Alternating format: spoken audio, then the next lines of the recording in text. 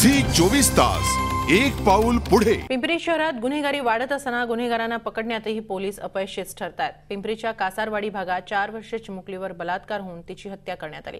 या घटनेला 2 आठवडे उलटल्यानंतरही पोलीस आरोपीला पकडू शकलेले नाहीत। या चिमुकलीचे कुटुंबीय यामुळे हवालदिल झालेत। आरोपीला लवकरात लवकर पकडावं अशी त्यांची मागणी आहे।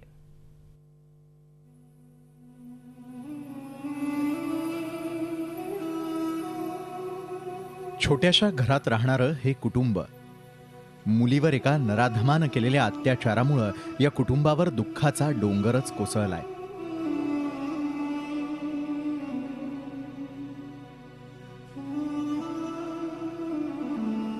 त्यांच्या अश्रूंचा बांध फुटलाय, मात्र पोलिसांना त्यांचे हे अश्रू दिसत नाहीत की काय असा आरोप आता होऊ लागलाय।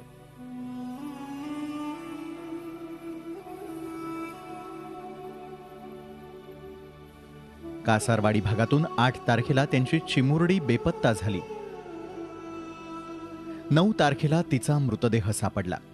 त्यानंतर तिच्यावर बलात्कार झाल्याचं उघड झालं।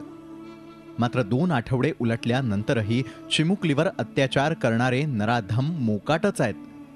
त्यांना जेरबंद करण्यात पोलिसांना अपयश आल्यानं पीडित मुलीच्या कुटुंबियांचा संताप अनावर झालाय।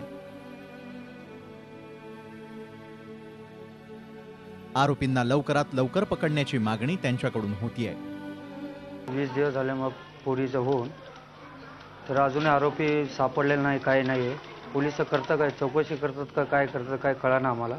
तर लवकरात लवकर आम्हाला आमच्या पोरीची न्याय भेटावा, आम्हाला लवकरात लवकर त्याला फाशीची शिक्षा द्यावी अशी आमची मागणी आहे। एकीकडे पिंपरी चिंचवडमध्ये गुन्हेगारीनं कळस गाठलाय, मात्र दुसरीकडे गुन्हेगार मोकाट आहेत। दिल्लीतल्या गँगरेप प्रकरणानंतर जनक्षोभ रस्त्यावरती पाहायला मिळतोय। आता या चिमुकलीवर अत्याचार करणाऱ्या नराधमांना पिंपरी पोलिसांनी लवकरात लवकर अटक करणं गरजेचं आहे। अन्यथा चिमुकलीला न्याय देण्यासाठी नागरिक रस्त्यावर उतरले तर आश्चर्य वाटायला नको। या घटनेचे आरोपी पकडण्यात पोलिसांना अजूनही यश आलेलं नाही। त्यामुळे पोलिसांच्या कार्यक्षमतेवरच प्रश्नचिन्ह निर्माण होतंय।